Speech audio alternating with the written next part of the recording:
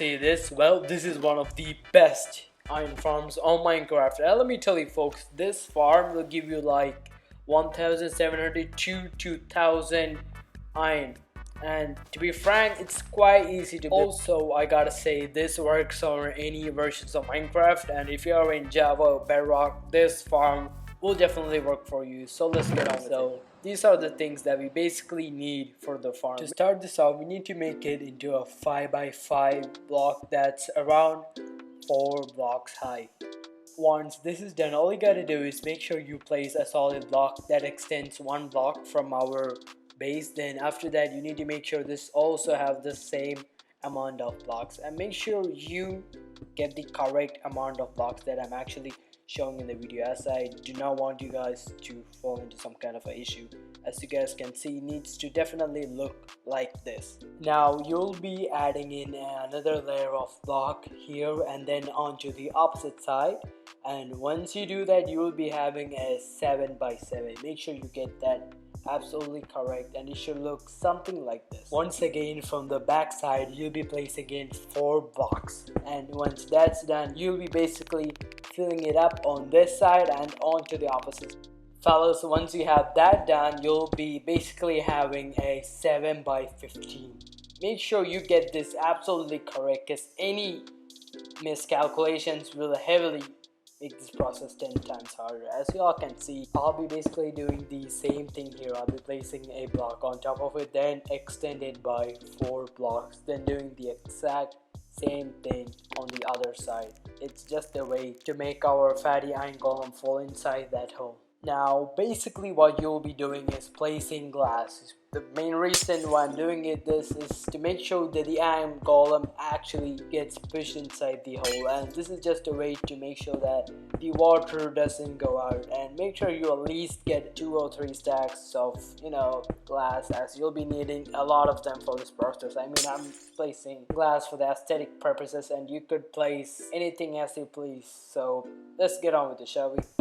The farm should be looking somewhat like this, and once that's done, you are like 30% done. And now we go to the easiest part, which is placing the stairs. The main reason why I'm doing this is to make sure that the iron golem actually falls inside, and make sure you get this absolutely right, because I do not want any iron golems to be standing there and be like, dude, your farm just failed, because I hear that a lot. And now that should be done, and you just have to make sure the sides are connected as well. That was a bit of a oopsie on my part, and I gotta make sure my viewers doesn't do the same mistakes as I did. Please pay attention to this, because this is the most difficult part of the entire farm, so make sure you get this down. As you all can see, I just placed the gate and I just opened it, and you have to make sure you follow this exactly the same. Now I just placed it on the 4 sides, then you need to go in there and place it a bit on the side as well, just like this, folks. That was my fault. Now make it open as well. Then once that's done, you just have to place some more, just to make sure it's on the correct side of things. As y'all can see, I'm having a trouble myself, but no worries, I'll get it up just for y'all. As y'all can see, I placed 2 of them done. I believe I did it 2 of them, and it should be looking just like this, no mistakes. Once we are actually done with this, then it's pretty much smooth sailing. All we gotta do is actually place down some water buckets so you could get the water flowing, and it's all smooth sailing. Make sure you get the water on the 2 sides, and you just have to make sure that they do not go inside. Alright, there should be enough water that actually pushes the iron golem inside that big hole. And now I'm placing it extra layer so we get that extra movement of water, and pay close attention to this, because this is one of these parts where you are most likely to make a mistake. After that part's done, all we gotta do is basically remove these blocks. Alright, the main reason why I'm doing this is to just make sure the water connects and adds an extra layer of pressure so that the iron golem successfully falls down into the hole. As you all can see, I'm not done. This is just the beginning. Now you gotta do the same process on the edges as well, so there is no sort of error. Now you can see I removed those as well, so there's no pressure on the either side. Now, as you all can see, I'm doing the same thing here so that our iron golem falls successfully into that hole, making us get the sweet loot. Now, ladies and gentlemen, we'll be digging 15 blocks deep, and make sure you do not go extra block lower. We just had to make sure it's up to 15, but it's your choice basically. Now we remove the entire section. Alright, now let's do it with me, folks. I'll be speeding this up because I value your time. As you can see, now I'm breaking a couple of blocks. So this is the spot where we can stand in and see the iron golem die. So make sure you get a good space for this section, as you do not want to be in a congested area. And as y'all can see, I'm actually removing a lot of blocks just so I could place in some ladders for me to escape. Folks, make sure you get the same, type of formation what I'm doing in the basement, because there's going to be some parts where you're definitely going to follow the same structure, but after that, then it's up to you. You can customize it. As you can see, I'm actually breaking all these blocks so I could place some ladders and hopefully get spotted by the iron golem or zombies along the way. Make sure place two large chests, and make sure they are actually looking into this side so there isn't any hiccup. Then you need to place some hoppers. When I mean by hoppers, you gotta place shit ton of them, and make sure they're actually looking towards the chest, because I do not want these robbers to be just standing there and they're not collecting the loot, as it will be very troublesome for us in the mid-run. Now I am going to place in a lot of glasses. Yeah, and you might be asking, what's the reason? The main reason why I'm placing glasses is because I want the lava to be contained and not to escape. And if you place down out, then you're basically screwed. But then you're actually a beautiful and smart person, so you're not going to obviously do that. Pay close attention to this, because this is the second most important part, and I do not want any of my viewers to mess this up, because this is awfully important. As y'all can see, I am placing this so the lava doesn't escape. And let me tell you, if you do it on your first try without watching the video in the correct order, you might mess it up, but no worries, you can rewind and look as much times as you please.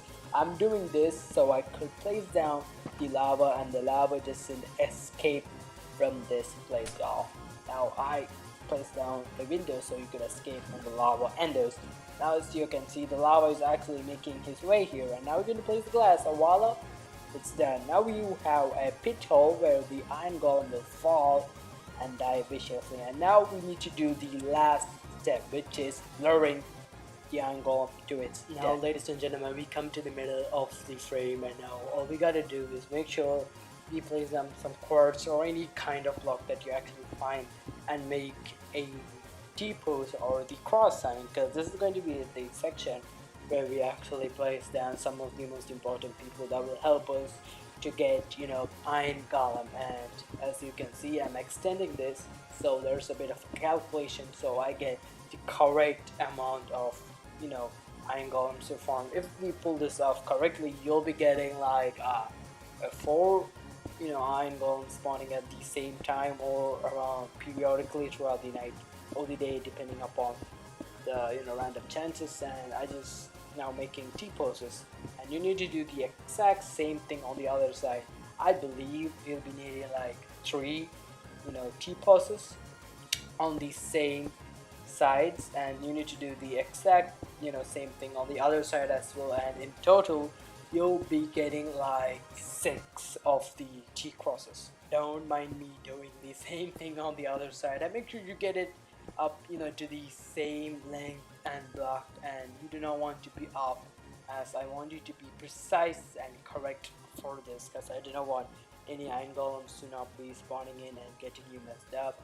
Now ladies and gentlemen, what you gotta do is place down 3 beds. Then after that you have to place 3 workbenches or any of the toolboxes of villagers that you actually end up finding, and I'm placing down a solid block above so there's a bit of a space so I could place down the rest of 2 work boxes. Now as you can see, I'll be placing down a bit of a carpet and I'll be extending it so this is the spot so I could trap down all these villagers so they do not run away to their freedom, I believe. And I'm placing down a trapdoor as well, so it'll be more easier for me to trap these villagers into their death trap. And now you gotta place down the water, and once that's done, basically late. And now you gotta do the same thing on the other sides as well. As you can see, I'm removing these blocks because they're actually unwanted, and you need to have one block in the center just for the aesthetic purpose. Well, this is the part where you're supposed to, fill in all the, villagers, but I'm probably going to get some eggs because I'm too lazy to build a rail and push them in. Now, you might be wondering what I'm actually doing right now, and what I'm trying to do is just getting the center spot. So this is going to be the spot where I could actually get the mob. And let me tell you, you need to make sure the mob is actually in the center of these two T-poses or these two semi villages. And when that's done, it's all smooth sailing, and I'm just making sure that I got no mistakes, folks. And let me tell you, if you will make a tiny mistake, this farm will not work. You have to be precise and accurate. Now, folks, we are one step closer to finishing this. Let me tell you, it's actually the final, and you need to make sure there's 2 cauldrons so we could place down 3 zombies. The main reason why I'm placing down these blocks is to trap the zombie, and after we trap the zombie we could actually remove it, making sure that our zombie intimidates the nearby villages because they cannot escape, and we sort of trapped it, I guess. And now I'll be placing down a slab because I believe they deserve to be trapped. Yeah, I'm a bit sadistic, but don't mind this. And what I'm gonna do is just take the typical zombie spawn egg and break it up so we get a zombie inside that place. And now I'll be removing it, but at the same time, do not remove the slab that's on top of the zombie because we do not want the zombie to get killed by the sunlight. And now, before we do the very last step, I just have to say one thing and one thing only. Please subscribe and like the video so I can make more content like this. And now we have a very successful iron farm that will give you crazy amount of iron ingots, or should I say the iron golems. Nasties. Oh, okay, I suck.